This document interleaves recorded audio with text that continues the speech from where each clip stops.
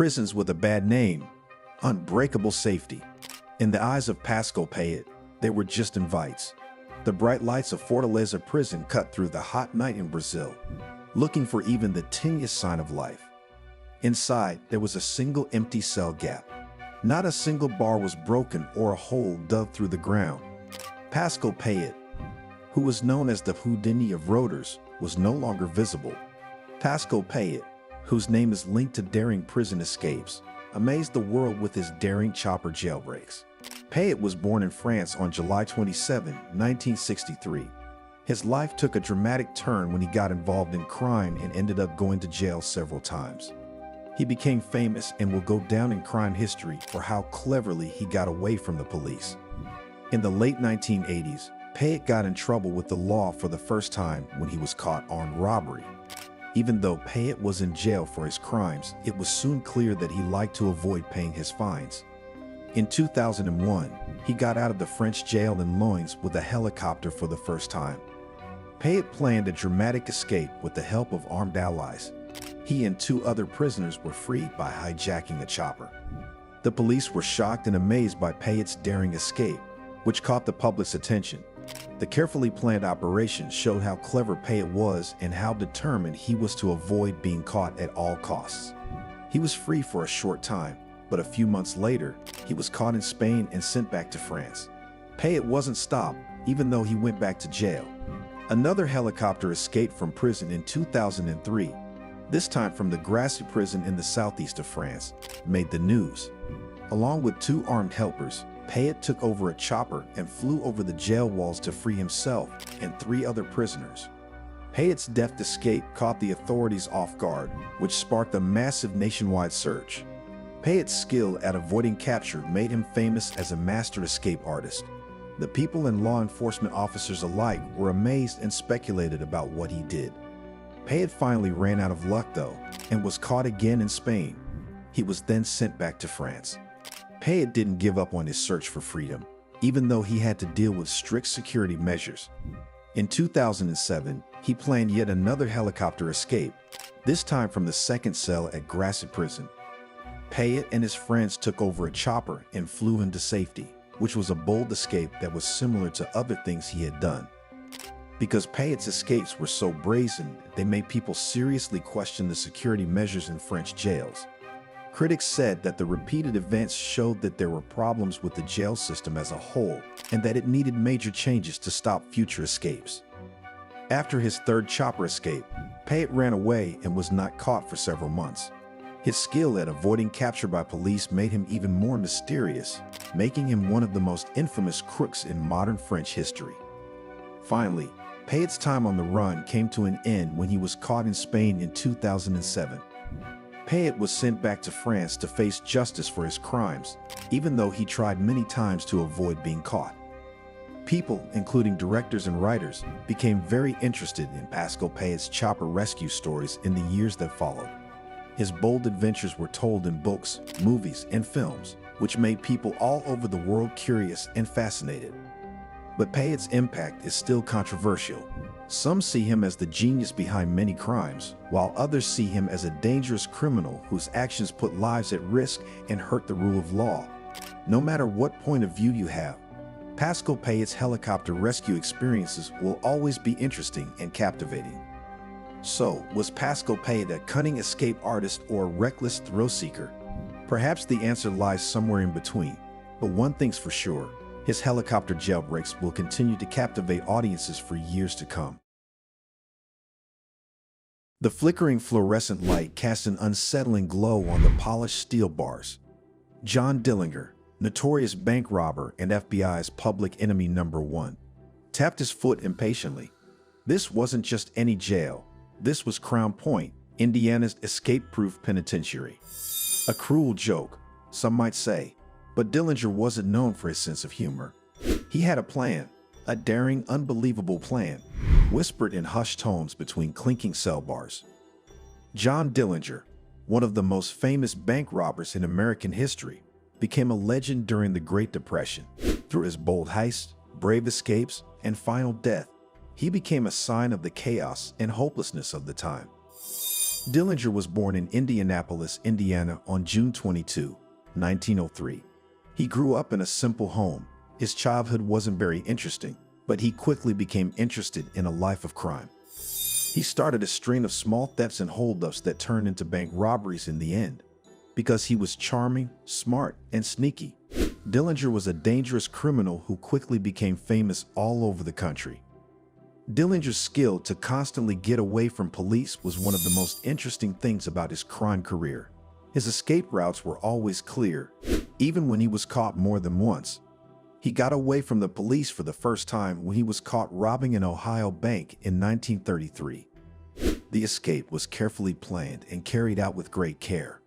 Along with his gang, Dillinger was able to sneak in guns and tools that helped them beat the guards and escape their cells. The idea was to use homemade guns to take over the jail while confusing the guards. Once Dillinger and his friends were free, they quickly ran away, leaving the police confused and unable to react. The people were shocked and amazed when Dillinger got out of Crown Point jail.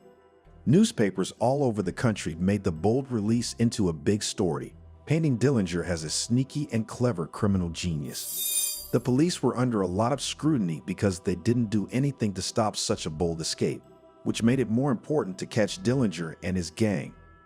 This daring escape made Dillinger famous all over the country and gave him the name Public Enemy Number 1. For another year, he kept up his crime run, robbing banks and avoiding police capture. He finally ran out of luck, though, when he was caught in Tucson, Arizona, in January 1934. Dillinger was sent back to Indiana to be charged with his past crimes, but he again managed to get away from his guards. He got out of Crown Point jail on March 3, 1934, by carving a fake gun out of wood and making a bunch of fake keys. This escape, which was shown in newsreels and newspapers all over the country, made Dillinger even more famous as a master of lying and getting away with things. Even though Dillinger was able to avoid being caught, his luck finally ran out. The FBI, with Director Edgar Hoover in charge, began a massive search to catch him. To keep track of him, they used the newest investigative methods and tools like fingerprint analysis and wiretapping.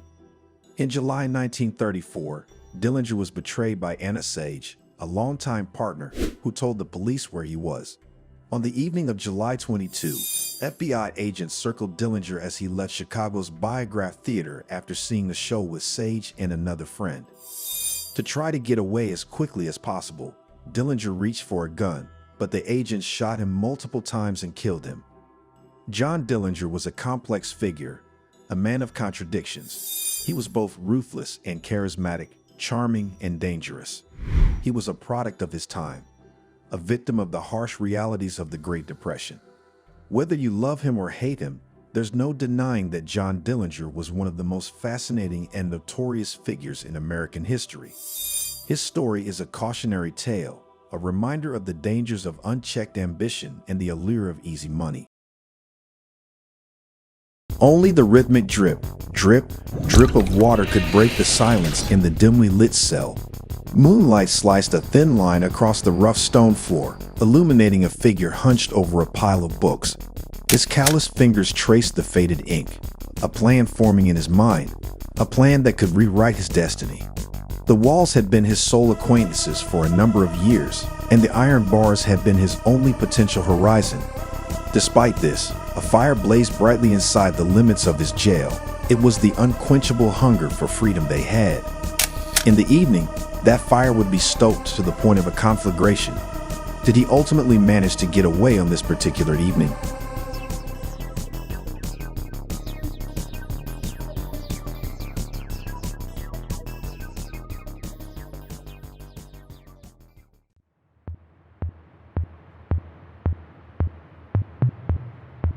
Alfred Hinds, commonly known as Alfie Hinds or the King of the Escape Artists, was a dangerous British robber who escaped from prison many times around the middle of the 20th century.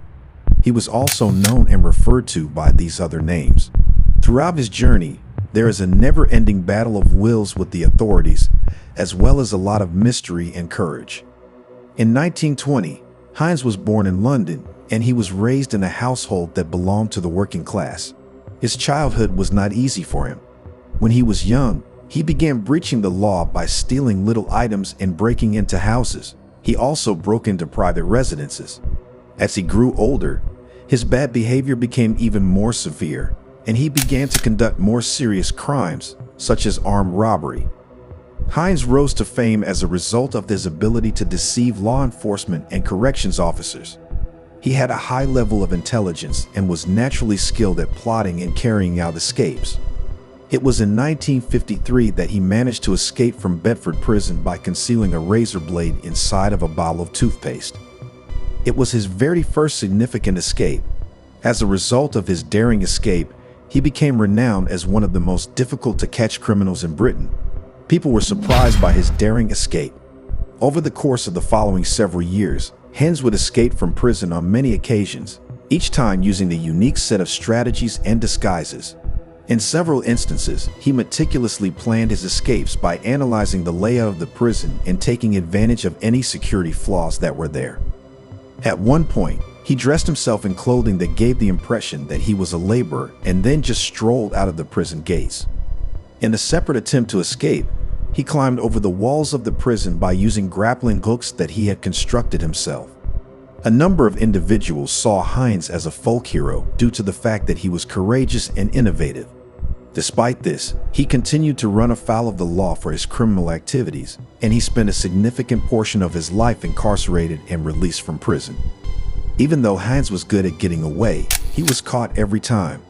The police would use the newest technology and other tools they had access to start large-scale manhunts to find him.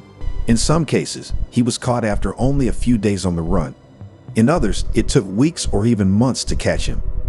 Hinds was caught in Dublin, Ireland in 1959 after being on the run for several months. This was one of the most exciting catches for him. Based on a tip, the Irish police broke into the house where Hinds was hidden and quickly caught him. People all over the UK and Ireland read about his arrest in the news, and he was then sent back to England to serve his term. Even though Hinds tried many times to get away, he couldn't always avoid punishment. After finishing his time for armed robbery, he was finally let out of jail in 1966. At this point, he was pretty well known and had become something of a hero in the crime underworld. After he got out of jail, Hinds tried to live a quieter life and stay out of trouble with the state, but he kept getting attention from the media, who were interested in his crazy past and bold actions. Before he died in 1991, he was known as one of Britain's most infamous and difficult-to-catch crooks. Alfred Hinds' story leaves us with more questions than answers. Was he a criminal mastermind or a misunderstood genius? The answer, like the man himself, remains a puzzle. But one thing is certain: Alfred Hinds defied expectations and left an undeniable mark on history. Don't forget to like and subscribe for more stories of incredible escapes and unsolved mysteries.